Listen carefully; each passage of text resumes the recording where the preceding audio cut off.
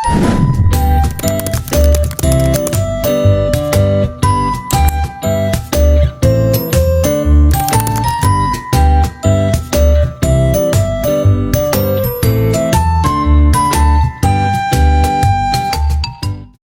warahmatullahi wabarakatuh. Perkenalkan, nama saya Nadine Aulia Putri dari 10 BDPM 2. Ini saya akan menjelaskan tentang sejarah Soekarno di Indonesia. Soekarno lahir di Penela, Surabaya, Jawa Timur dengan nama Kusno Kesno yang diberikan oleh orang tuanya. Akan tetapi, karena ia sering sakit, maka ketika berumur 11 tahun, namanya diubah menjadi Soekarno oleh ayahnya. Nama tersebut diambil dari seorang panglima perang dalam kisah Brahata, yaitu Karna. Karna menjadi Karno karena dalam bahasa Jawa huruf A berubah menjadi O, sedangkan awal langsung memiliki arti yang baik. Sejarah Soekarno untuk Indonesia. Peran Soekarno untuk Indonesia sudah jelas. Ia bersama teman-teman seperjuangannya mempromosikan kemerdekaan Indonesia di Jalan Pengasaan Timur, Jakarta. Laki-laki yang dijuluki Sang Putra Fajar inilah yang pertama kali mencetuskan konsep mengenai Pancasila sebagai dasar negara Indonesia. Menjelaskan tentang perannya, buku Soekarno, Paradoks Revolusi Indonesia juga menjelaskan tentang kehidupan pribadi Soekarno yang memiliki 9 istri sah. Selain itu, buku ini juga menyematkan kolom-kolom esai tentang Soekarno yang ditulis oleh beberapa pakar.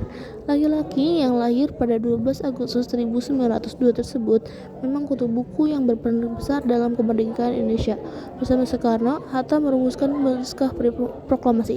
Soekarno juga menjabat sebagai Presiden Republik Indonesia pertama sejak 1945 hingga 1967. Dengan masa pemerintahannya dikenal juga sebagai Orde Lama. Pada pertengahan tahun 1960-an, di masa-masa akhir jabatan Soekarno, Indonesia mengalami stagnasi produksi, kemiskinan, dan kelaparan yang merajalela. Infrastruktur yang tidak terus dan hiperinflasi mencapai hampir 600%.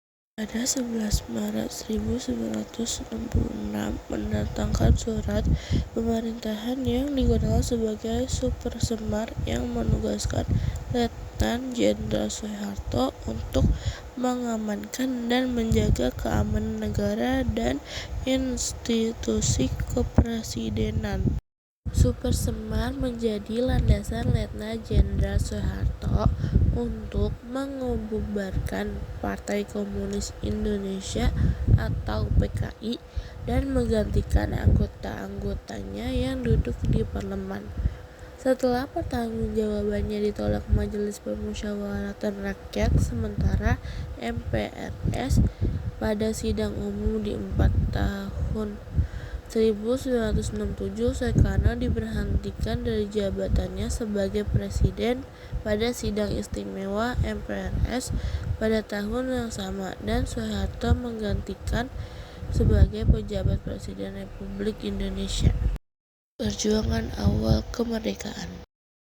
Kemudian, ketika menjadi mahasiswa di Bandung, ia memenangkan dirinya dalam filsafat politik Eropa, Amerika, nasionalis, komunis, dan agama, yang pada akhirnya mengembangkan karyanya memiliki ideologi politik swasembada ala sosialis Indonesia. Ia mulai menata ide-idenya sebagai Mahaisme yang diambil dari Marhaen, seorang petani Indonesia yang ia temui di wilayah selatan Bandung, yang memiliki sebidang tanah kecil dan menggarapkannya sendiri sehingga menghasilkan pendapatan yang cukup untuk menghidupi keluarganya. Di universitas, Soekarno mulai mengorganisasi klub belajar untuk mahasiswa Indonesia, Algemene Studi Club, yang bertentangan dengan klub mahasiswa yang didominasi oleh mahasiswa Belanda. Pada tanggal 4 Juli 1927, Soekarno bersama teman-temannya dari Algemene Studi Club mendirikan Partai Pro Kemerdekaan, Partai Nasional Indonesia atau PNI, dan Soekarno terpilih sebagai pemimpin pertama.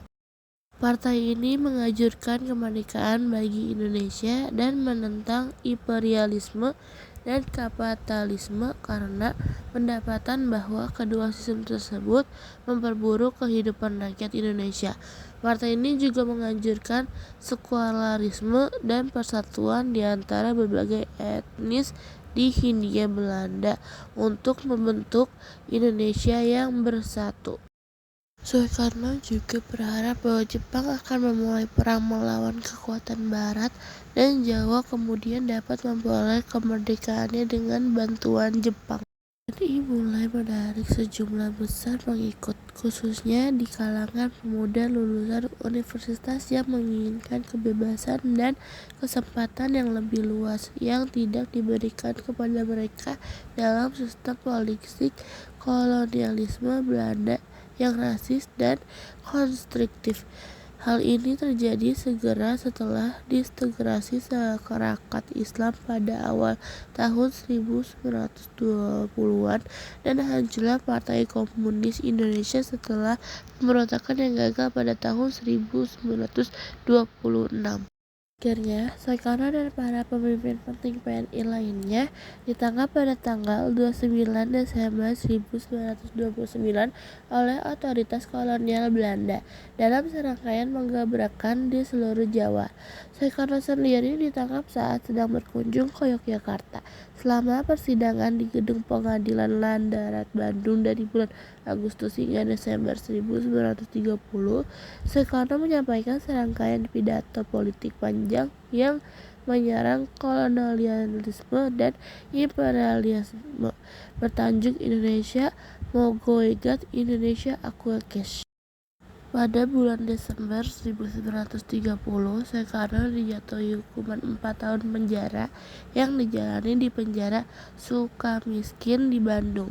Namun pidatonya mendapat liputan luas dari media, dan karena tekanan kuat dari unsur-unsur liberal di Belanda dan Hindia Belanda, Soekarno dibebaskan awal pada tanggal 31 Desember 1931. Dengan saat itu, ia telah menjadi pahlawan populer yang dikenal luas di seluruh Indonesia. Mungkin itu saja yang dapat saya sampaikan mengenai sejarah Soekarno untuk Indonesia. Assalamualaikum warahmatullahi wabarakatuh.